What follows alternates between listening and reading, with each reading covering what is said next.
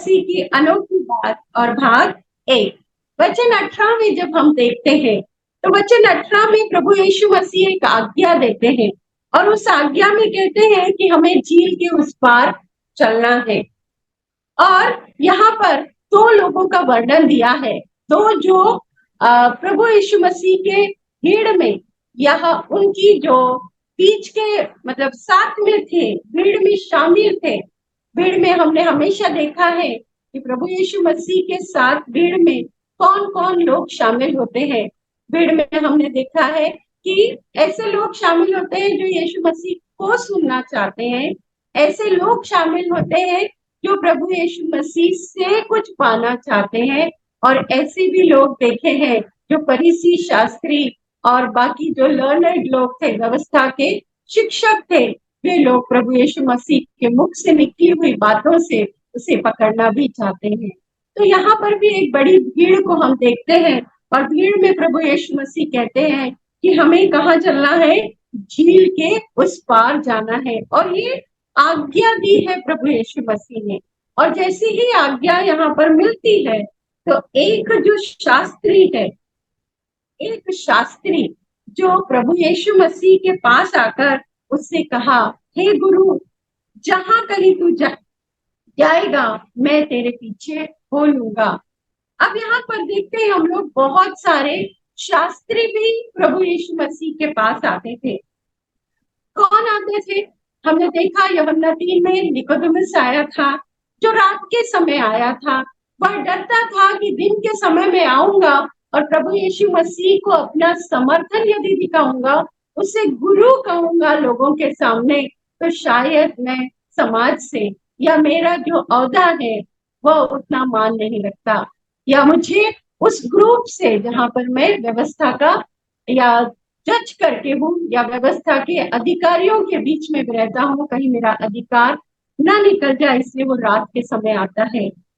शास्त्री यहाँ पर आया है, ये दिन के समय आया है।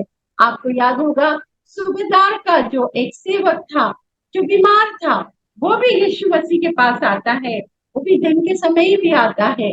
याईर आराधनालय का सरदार होता है, वो भी दिन के ही समय आता है और प्रभु यीशु मसीह के पांव पर गिरकर वो विनती करता है अपनी बेटी के लिए। और इस प्रकार से कहीं ना कहीं शास्त्रियों का एक जो ग्रुप होगा, वो लोग प्रभु यीशु मसीह के पीछे चलना शुरू कर रहे होंगे। और यहाँ पर भी देखते हैं हम कि एक शास्त्री आता है, वो कहता है कि गुरु तू जहां जाएगा, पहले तो वो गुरु करके यीशु मसीह को स्वीकार करता है, ये एक बड़ी बात है। और दूसरी बात यह है कि वो कहता है कि मैं तेरे पीछे हो लेता हूँ।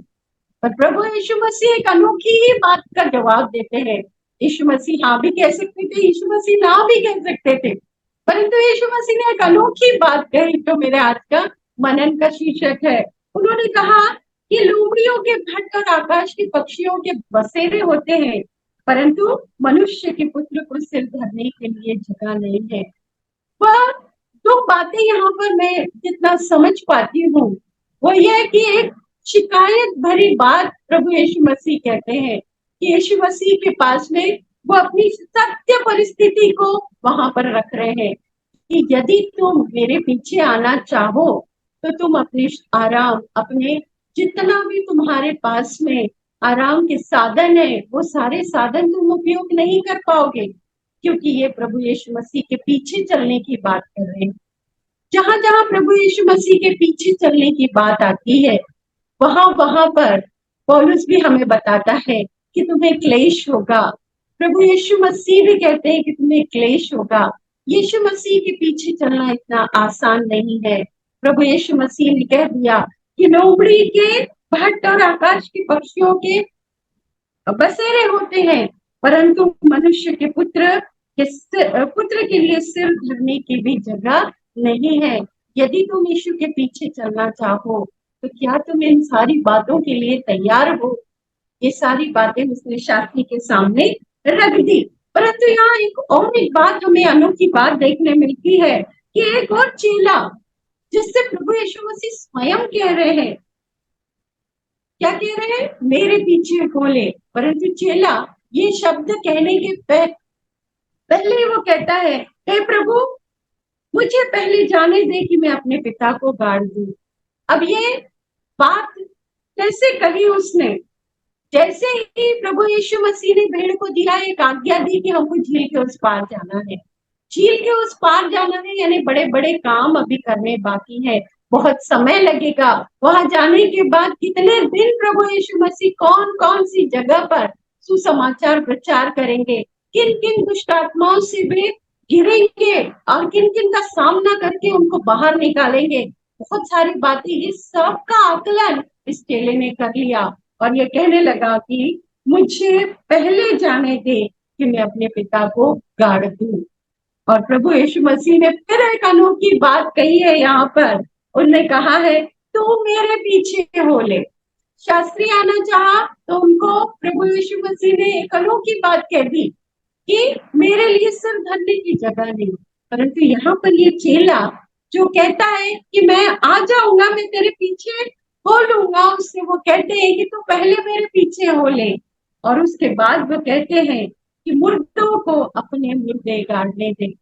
भला बताइए, यदि शाब्दिक अर्थ में हम इस वाक्य को देखें तो क्या एक मुर्दा अपने मुर्दे को गाड़ सकता है, या कोई मुर्दा दूसरे मुर्दे को गाड़ सकता है? नहीं ना। यहाँ पर प्रभु यीशु मसीह ने एक बड़े रहस्य की बात, एक बड़ी अनोखी बात इस चेले से कही। यदि हम इसी भाग को लूका रचित सुसमाचार 9 अध्याय में और उसके 57 से 62 पद में यदि हम देखते हैं तो सेम घटना लिखी हुई है, परंतु यहाँ पर लोगों के बारे में लिखा है। मत्ती जो कि हम देख रहे हैं वहां पर 2 लोगों के बारे में लिखा है, पर यहाँ पर 3 लोगों के बारे में लिखा है। और यदि हम लूका रचित सुसमाचार 9 अध्याय और उसका 61 पद देखेंगे तो वहां पर लिखा है, एक और ने भी कहा, हे प्रभु मैं तेरे पीछे हो लूंगा, पर मुझे पहले जाने दे कि मैं अपने घर के लोगों को विदा करूं। ये जो वाक्य है, ये वाक्य आपको राजाओं की पुस्तक में भी दिखेगा, जहां पर एलिया एलिशा को अपने पीछे हो लेने की बात करता है और एलिशा कहता है कि मुझे जाने दे कि मैं अपने लोगों से मिल लूं। तब एलिया उसको छोड़ देता है, कहता है मुझे तुझसे क्या काम। यही बात यहाँ पर आ रही है कि यदि हमें प्रभु यीशु मसीह का चेला बनना है तो प्रभु यीशु मसीह की ये बातें जो कि अनोखी लगती है, यदि सहज ही हम किसी से बात करते करते कहें, या कोई ऐसा व्यक्ति जो प्रभु को नहीं जानता है वो यदि सुने तो वो एक ही कहेगा शाब्दिक अर्थों में कि यीशु मसीह कितनी कठोर है। वो अपने पिता के वो गाड़ने जाने के लिए भी मना कर रहे हैं। वो कह रहे हैं कि तू उनको छोड़ दे और तू मेरे पीछे बोले। कितनी असहिष्णुता ऐसे दिखाई देगी यदि हम शाब्दिक अर्थों में, शब्दार्थ में यदि हम इसको देखते हैं इस वाक्य को। परंतु इसका एक आत्मिक और गहरा अर्थ भी है जो यीशु मसीह अपने चेलों से बताना चाहते हैं। बहुत सारी बातें प्रभु यीशु मसीह ने दृष्टांतों में कही है, परंतु जब प्रभु यीशु मसीह अपने चेलों से बात करते थे वो इस दृष्टांत का अर्थ भी बताते थे। आज खुदा का धन्यवाद हो, हमारे पास जीवित कलाम है, अर्थात प्रभु यीशु मसीह हमारे पास है, ताकि हम उसके वचनों को समझ सकते हैं। क्योंकि यूहन्ना 1:1 में लिखा है, आदि में वचन था, वचन परमेश्वर के साथ था और वचन ही परमेश्वर है। हमारे पास खुदा के अनुग्रह के कारण हमारे पास वचन है। हम प्रभु का महिमा करते हैं, उसका धन्यवाद करते हैं, उसको महिमा देते हैं कि खुदा बाप आपने हमें अपना जीवित कलाम दिया है, ताकि हम आपकी गहरी बातों को जो आपने संसार से तो छुपा रखी है, पर जिसके पास कलाम है, जो आपको खोजते हैं, जो आपके पीछे चलना चाहते हैं, आप उनके ऊपर रिवील करते हैं। अपने खोजियों से कोई भी बात प्रभु यीशु मसीह छुपा के रखना नहीं चाहते हैं। और खोजने का हम प्रयास करेंगे कि प्रभु यीशु मसीह क्यों कहते हैं कि मुर्दों को अपने मुर्दे गाड़ने दो और तुम मेरे पीछे बोलो। यहाँ पर इस तरीके का इसका ये कहने का अर्थ क्या है, वो क्या बताना चाह रहे हैं? प्रभु यीशु मसीह जो इस वाक्यांश को यहाँ पर कह रहे हैं, दोनों वाक्यों को यदि हम देखते हैं तो यहाँ पर प्रभु यीशु मसीह के पीछे चलने का अर्थ यदि हम उसकी परिभाषा को देखेंगे तो यीशु के पीछे के चलने का अर्थ यह है, संपूर्ण समर्पण हमारा आवश्यक है। यीशु मसीह के यदि आप चेले बनना चाहते हैं, मैं चेले बनना चाहती हूँ, मैं उसके पीछे चलना चाहती हूँ, तो मेरा संपूर्ण समर्पण आवश्यक है। यह प्रभु यीशु मसीह के शिष्य बनने का एक गहरा अर्थ है। शारीरिक रूप से मरना यह हम सब जानते हैं, पर जो आत्मिक रूप से मरे हुए हैं, दो प्रकार के मुर्दों के बारे में यहाँ पर कहा गया है। मुर्दों को अपने मुर्दे गाड़ने दो। दो मुर्दे, एक जो शरीर में मर चुका है, जिसे हम बॉडी कहते हैं, उसका नाम निकल जाता है। अभी तक उसको नाम से पुकारा जाता था, पर जैसे ही उसमें से प्राण निकलता है, वैसे ही बॉडी बन जाती है, उसका कोई नाम नहीं रहते हैं। लोग कहते हैं बॉडी को लेकर आओ, बॉडी को गड़ाना है, बॉडी इधर लेके जाना है। क्या वह व्यक्ति नहीं रह गया? नहीं रह गया, क्योंकि उसमें से उसका प्राण चला गया। अब प्रभु कहते हैं मुर्दों को अपने मुर्दे गाड़ने दो है, और मुर्दों को अपने मुर्दे गाड़ने दो। ये दूसरा मुर्दा कौन है? ये दूसरा मुर्दा वो है जो आत्मिक रूप से मरा हुआ है, जो अपनी आत्मा को मार दिया है।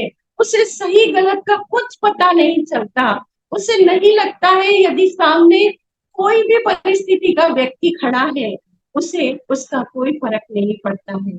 यह आत्मिक रूप से मरे हुए लोगों को प्रभु यीशु मसीह का गहरा अर्थ यहाँ पर है कि तुम जीवित रहो, मुर्दों को मुर्दे गाड़ने दो। तो उन दोनों मुर्दों में एक तो हम होंगे ही, हम जीवन में आए हैं, हमारी सांसें जब खत्म होगी, प्रभु का दिया हुआ समय खत्म होगा, तो हम हमारा शरीर का जो डेरा है वो तो हम छोड़ेंगे ही, परंतु हम मरने के बाद भी जीवित रहते हैं। और वो जीवन क्या जीवन है? क्या कह रहे हैं प्रभु यीशु मसीह कि क्या मुर्दों को उनके मुर्दे गाड़ने दो। तो फिर जीवित कौन है? परमेश्वर का कलाम जो मत्ती रचित सुसमाचार 22 अध्याय उसके यदि 31 और 32 में आप यदि पढ़ते हैं, तो वहां ऐसा लिखा है, मैं अब्राहम का परमेश्वर, मैं इसहाक का परमेश्वर, मैं याकूब का परमेश्वर, मैं जीवितों का परमेश्वर हूँ।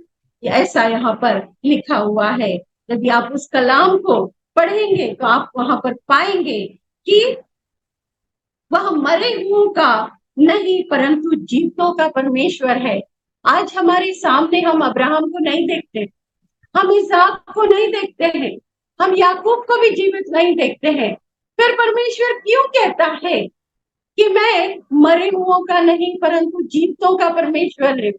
और यहाँ पर वो खुद कहता है कि मैं अब्राहम का भी परमेश्वर हूँ, मैं इसहाक का भी परमेश्वर हूँ, मैं याकूब का भी परमेश्वर हूँ। ऐसा परमेश्वर क्यों कहता है?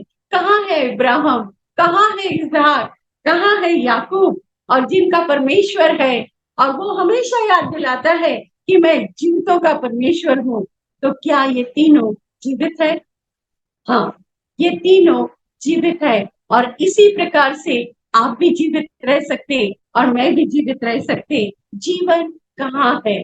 जीवन कहाँ पाएंगे आप? उस जीवन की खोज में लगे, ताकि जब हम एक बार जन्म लेते हैं तो एक बार मरना आवश्यक है, परंतु जब हम दो बार जन्म लेते हैं तो हमारा एक ही मृत्यु है, हमारी दूसरी मृत्यु नहीं है। हमें जीवित रहना है, तो हमारे पास जीवित रहने के लिए जीवित कलाम है। उसको जब हम ग्रहण कर लेते हैं, उसको जब हम खा लेते हैं, उसको जब हम स्वीकार कर लेते हैं, उसको पहन लेते, ओढ़ लेते हैं, हम जीवन को पा लेते हैं और वह जीवन हम में रहता है। तब ये बात, जो अनोखी बात लिखी हुई है कि मुर्दों को अपने मुर्दे गाड़ने दो, उस समय हम मरेंगे नहीं, पर उस समय हम सोए रहेंगे। और खुदा जब प्रभु यीशु मसीह जब दोबारा बादलों पे आएगा, उस समय जब तुरी फूकी जाएगी, हम जो मसीह में सोएंगे, हम पहले उठाए जाएंगे। जो जीवित रह जाएंगे, जैसा कि पहला थिस्सलुनीकियों उसका 5 अध्याय उसके 13 वचन से आगे पौलुस ने ये सारी बातों को समझाया है। और ये जीवन की बातें हैं। और जीवन कहाँ है? मेरा ये प्रश्न है, क्या आप जीवित हैं? क्या आप जीवित हैं? यदि आप जीवित हो या नहीं, ये आप खुद ही अंदाजा लगा सकते हो कि हम कैसे जीवन पाएंगे। यदि आप निकालेंगे मेरे साथ में यूहन्ना की किताब उसका 5 अध्याय और उसका वचन 25 को यदि निकालते हैं, यूहन्ना की किताब उसका 5 अध्याय और वचन 25 को यदि आप निकालेंगे, तो वहां इस प्रकार से लिखा हुआ है, खुदा का कलाम ऐसा कहता है, 5:25 में कहता है, मैं प्रभु यीशु मसीह यहाँ पर कह रहे हैं, मैं तुमसे सच सच कहता हूँ, वह समय आता है और अब है। प्रभु यीशु मसीह का जीवित कलाम है, ये समय अब है। खुदावंद कह रहा है कि ये समय अब है जिसमें मृतक परमेश्वर के पुत्र का शब्द सुनेंगे। इस समय आप और मैं प्रभु यीशु मसीह का वचन जो हम पढ़ रहे हैं, सुन रहे हैं, यदि मृतक है तो जीवन पालेंगे। आमीन, हालेलुया। इस तरीके से क्या कहा है, जितने मृतक परमेश्वर के पुत्र का शब्द सुनेंगे, वे जो सुनेंगे वो जिएंगे। 2 बार सुनने की बात कही है। पहली बार कही है कि जो मृतक है वो सुनेंगे, और दूसरी बार कहेंगे जो सुनेंगे वह जीवित रहेंगे। आप इसको बड़े मार्मिक तरीके से सोचिए। पहली बार में वो प्रभु यीशु मसीह कहते हैं कि वे पुत्र का शब्द सुनेंगे।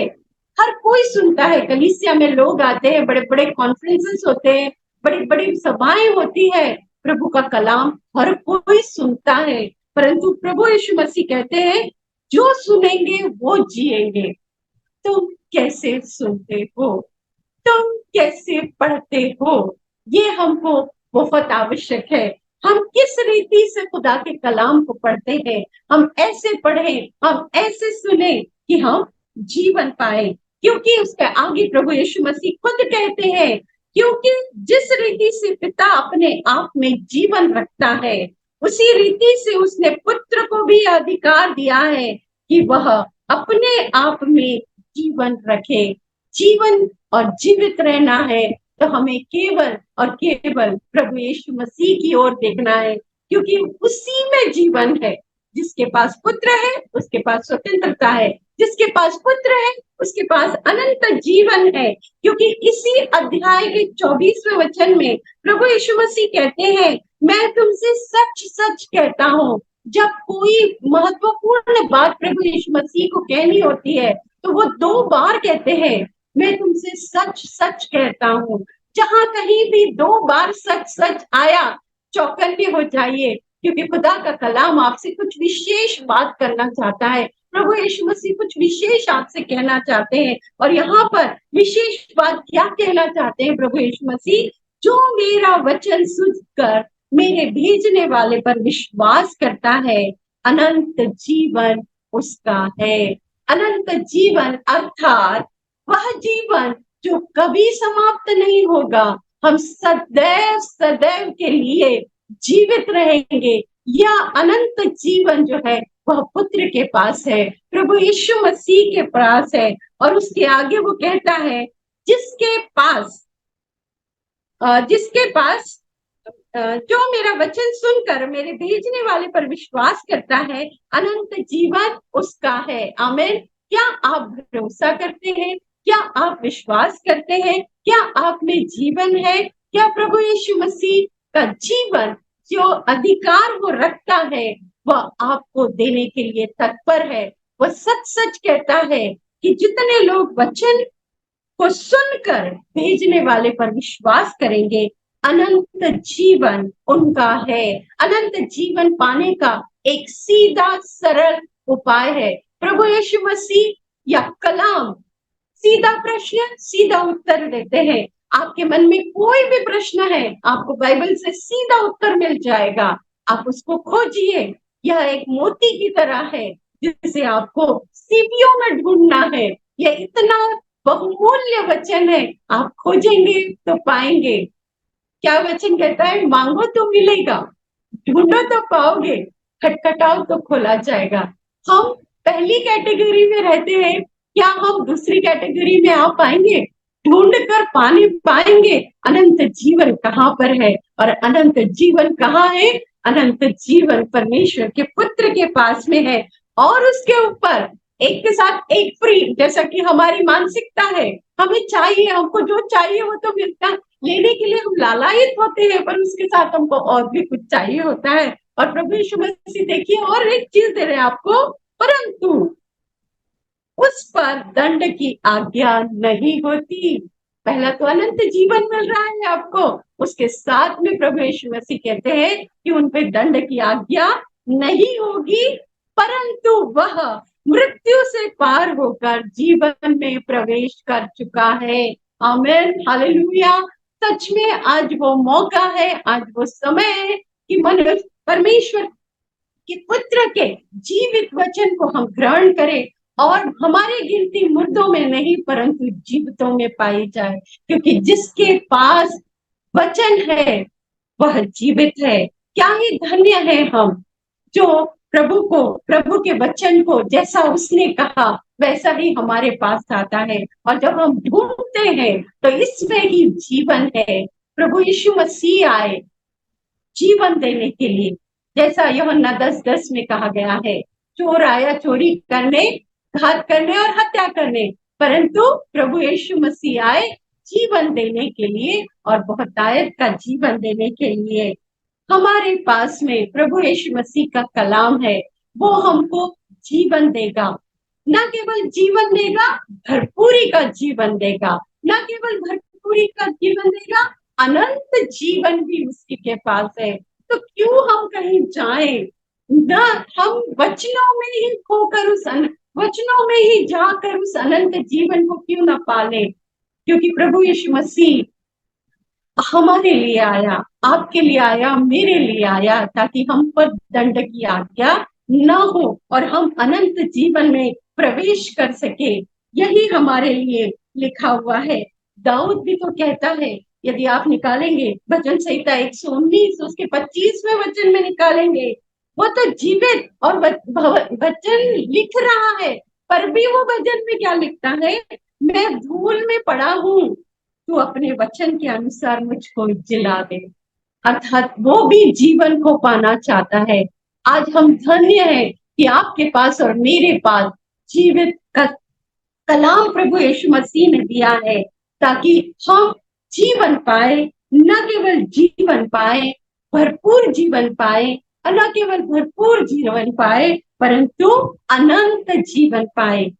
अनंत जीवन की बातें केवल प्रभु यीशु मसीह में है, क्योंकि प्रभु यीशु मसीह ने स्वयं कहा, मार्ग, सत्य और जीवन मैं ही हूँ, बिना उसके द्वारा हम पिता तक नहीं पहुंच सकते। सीधा सवाल है और सीधा ही जवाब है, क्योंकि यहाँ पर प्रभु यीशु मसीह जब सूली पर आपके और मेरे पापों को लेकर चढ़े थे, उसके बाद वो मर गए और तीसरे दिन जब उनको जिला प्रभु यीशु मसीह जीवित हुए, पुनरुत्थान हुआ उनका, और उस समय मरियम मगदलीनी कब्रिस्तान में जाती है, और वो घटना जो कि हम ईस्टर के समय हमेशा दोहराते हैं, और वहां पर वो श्वेत वस्त्रधारी स्वर्गदूतों ने उनसे क्या कहा? तू जीवते को मृतकों में क्यों ढूंढती है? हमारा खुदा जीवता परमेश्वर है, जीवन उसी के पास में है, और जीवन इस कलाम में मिलता है। यदि हम इस कलाम में, इस वचनों में ढूंढते जाएं, तो न केवल हमें जीवन मिलेगा, भरपूरी का जीवन मिलेगा और अनंत जीवन मिलेगा। क्या आप जीवित है? यदि नहीं तो आज इस कलाम के द्वारा जीवन को पाए, भरपूर जीवन को पाए और अनंत जीवन को पाए। इस तरीके से हमको प्रभु यीशु मसीह का कलाम यहाँ पर हमको सिखाता है कि हमें जीवन यदि चाहिए तो हमें पुत्र की बातों को मानना है। और यदि हम देखेंगे यूहन्ना की किताब उसका 15 अध्याय में, जहां पर दाखलता के विषय में लिखा हुआ है, प्रभु यीशु मसीह ने क्या कहा? सच्ची दाखलता मैं हूँ और तुम डालियां हो। यदि हम अपनी शाख से ही टूट के अलग हो गए तो क्या जीवित रहेंगे? एक प्रैक्टिकल ही करके देख ले, यदि हमने किसी पेड़ से एक डाली को काट दिया या तोड़ के फेंक दिया, एक दिन वो हरी दिखेगी, दूसरे दिन से उसके पत्ते पीले होने लग जाएंगे, तीसरे दिन वो सूखने शुरू हो जाएगी। यदि बारिश का समय है तो 4 दिन लगेंगे या 5 दिन, परंतु वो सूखेगी अवश्य। उसमें फल की आशा बिल्कुल मत कीजिए, क्योंकि वह अपने पेड़ से अलग हो चुकी है। हमारी जो दाखलता है, जो प्रभु यीशु मसीह है, उससे यदि अलग हो जाएंगे तो हम कुछ भी नहीं कर पाएंगे, हम सूख जाएंगे। हमारा फलवंत जीवन, जिसके लिए हम लाख प्रार्थना कर लें, हमें कुछ नहीं मालूम होगा। यदि जीवन को पाना है तो यीशु मसीह जो जीवन का दाता है, बस वही है और कोई नहीं। प्रभु करे इन वचनों के द्वारा आप जीवन पाए, आत्मिक रूप से जीवन पाए। एक बार जन्म नहीं, परंतु 2 बार जन्म लेकर केवल एक मृत्यु का स्वाद चखे और अनंत जीवन में प्रवेश करें। यही मेरी प्रार्थना है। परमेश्वर करे इन वचनों के द्वारा आपको और मुझे बहुतायत से आशीष दे।